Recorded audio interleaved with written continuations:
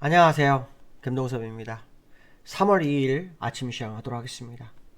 오늘 새벽에 끝난 미국 시장은 혼조세로 마감을 했죠. 전일 우리나라가 휴장을 하는 가운데 화요일 저녁, 수요일 저녁 미국 시장은 전부 다 약세의 흐름으로 마감을 합니다. 미국 시장이 요즘 3월 조정론에 대한 얘기가 굉장히 많이 나오고 있는 그런 상황인데요. 오늘 새벽에는 제조업 지표가 부진했는데도 불구하고 긴축에 대한 우려가 오히려 강화되는 그런 상황이 나왔다고 하죠. 아시겠지만 제조업 지표가 부진하게 되면 경기 침체가 올 수 있기 때문에 금리 인상을 자제해야 되는 게 정석이잖아요. 근데 오히려 강화되는 그런 모습이 나는데요. 그래서 제조업 지표가 2월 제조업 PMI 지금 47.7이 나는데 전달 47.4보다는 개선됐죠. 하지만 50 이하라는 게 상당히 중요하죠. 그래서 50 이하. 그런데도 불구하고 금리 인상에 대한 우려가 좀 더 강해지는 그런 상황이었고요. 국채금리가 급등을 하고 있어요. 10년물 국채금리가 장중 4%까지 올라서는 모습이 나왔고 이것은 지난해 11월 이후 최고치를 경신한 그런 상황이 됐고요. 10년물을 보게 되면 꼭 같이 보는 게 있죠. 2년물이요. 2년물도 4.9%가 되면서 2007년도 이후로 최고치가 되었습니다. 그래서 금리는 역전 상태를 유지하고 있는 그런 상황이다. 이렇게 보시면 될 것 같고요. 어저께 연준 의원들 발언이 아마도 시장을 누른 게 아닐까 뭐 그런 생각 굉장히 좀 많이 하고 있는데요. 레피얼 그 보스틱 애틀란타 여론 총재는 금리를 5.25%까지 올려놓고 2024년까지는 그걸 유지해야 한다 이런 얘기하는데 이거 잘못된 거라고 저는 보거든요. 왜냐하면 인플레이션 잡히지 않는데 5.5% 올려놓고 가만히 있으면 지난번에 레리 서머스가 언급했던 스타뱅고가 되는 거예요. 스타뱅고.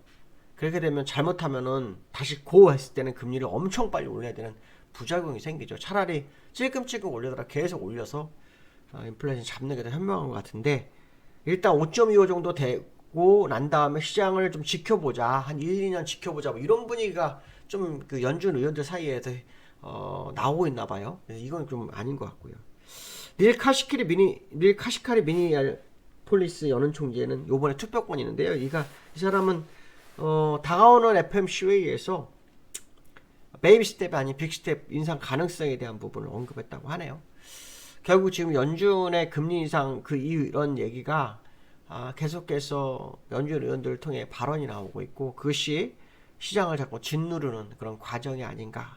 근데 실제로 한 2주 전부터 그 지표가 달라졌잖아요. 소비자 물가지수, 뭐 소매 판매, 생산자 물가지수, 뭐 이런 개인 소비 지출 전부 달라졌어요. 그러니까 당연히 연준 입장에서는 위기감이 왔겠죠. 근데 사실은 그 금리 인상할 때 개선되든 말건 막 갔어야 되는 거거든요. 근데 개선 대리가 좀 멈춰보고 지켜보고 하는 그런 과정을 자꾸 거치고 있는데 그건 절대 해서는 안 되거든. 경제는 뭐 제가 석학은 아니지만 과거 데이터를 보면요. 중간에 관망하는 순간 그게 항상 실수로 다가오더라고요.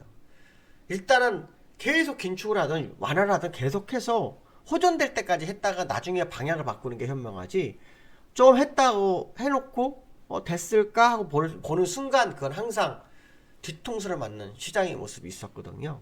그러니까 제가 볼 때는 지금 연준은 충분히 경험이 많은 사람들이 있는데 왜 이렇게 경험 미숙처럼 행동하는지는 잘 모르겠어요. 아마도 금리가 너무 높아지면 시장에 부담이 될까봐 의도적인 부분이 있는지는 모르겠지만 제가 볼 때는 굉장히 실수를 하는 느낌이 많이 들어요. 제가 재작년에 금리 인상에 대해서 꼭 해야 한다 얘기했는데 재작년 1년 동안 제롬 파월이 놀았죠. 말로만 하다가 결국 1년을 소비하는 바람에 인플레이션이 터져서 작년부터 금리 인상을 했어요. 그럼 지금이라도 그 상황을 고비를 놓치면 안 될 거라고 보는데 무엇이 옳은지는 뭐 나중에 답이 나오겠죠. 제 개인적 생각이니까 뭐 참고만 하시면 될 것 같습니다. 아이논이라고요. 이 사람이 이런 얘기를 합니다. 연준은 주가가 더 하락하기를 원한다. 이렇게 얘기를 하면서 연준은 예상보다 더 많이 금리를 인상할 것으로 생각이 든다라고 언급하네요. 어쨌든 시장이 상당히 부담으로 다가오고 있는 그런 상황이 아닌가라는 것은 맞는 것 같다라는 생각을 해봐야 될 것 같고요. 지금 보시면은 나스닥이 0.6%, 다우는 보합 이렇게 끝나는 모습이네요. 차트를 한번 보시면 다우는 지금 계속 내려오고 있죠. 내려오고 있는 상태에서 현재 요 120일선, 120일선에 걸쳐 있는 모습인데요. 사실은 60일선이 깨지면 요 지지 라인은 매우 제한되더라고요. 항상 보면요. 올라가는 60일선이 깨지면서 눕기 시작하면 사실상이 제한되는 그런 모습이 있는데 어떤 모습으로 다가올지 조금 더 지켜봐야 되겠죠. 오늘 밤 미국 시장 또 하락할 확률이 좀 높아지는 상황이라고 기술적으로 보이는데요. 그 상황을 좀 보셔야 되겠죠. 특히 미국에서는 3월에 대한 어떤 조정론 얘기가 좀 많이 나오는 그런 상황 맞다. 뭐 이런 얘기 해야 될 것 같고요. 두 번째는 나스닥인데요. 나스닥은 이 지금 내려오고 있는 200일선을 이탈을 4일 전에 한번 시도하다가 올라왔다가 다시 시도하고 있거든요. 특히 일목균형표상으로는 깨질 거다라는 어떤 그 시그널을 조금 보여주고 있어요. 그래서 일단 나스닥이 다우보다 조금 더 하락의 기포가 더 빠를 수 있다는 생각을 한번 해보셔야 될 것 같고요. 다우는 제가 말씀드렸지만 올해 상승분을 다 내주고 마이너스로 가고 있는 상황이고요.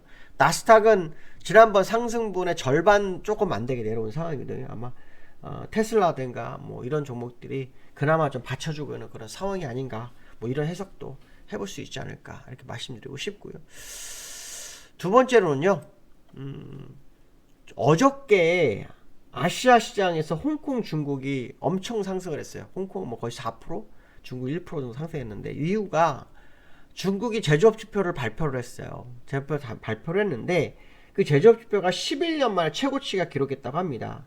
뭐 시장에서는 리오프닝 효과다. 근데 이 리오프닝 효과가 미국에서는 굉장히 부담스러워하고 있어요. 왜냐하면 그동안 코로나 때문에 중국이 활동을 못한 과정 속에서 저축이 한 890조 정도가 있다고 합니다. 그 돈이 시장에 풀리게 되면 인플레이션이 굉장히 강화될 거다라는 그런 의견이 있었거든요. 근데 실제로 지금 연준에서는, 미국에서는요, 2주 전부터 인플레이션 지표가 뭔가 잘못되고 있죠. 거기에 중국은 아시겠지만 이제 제조업 지표가 좀 좋아진 상황이 된 거예요. 그래서 제조업 지표가 52.6이 나오는데요. 이게 2012년도 4월에 53.3이 나온 이후로 최고 높은 상황이라고 하죠.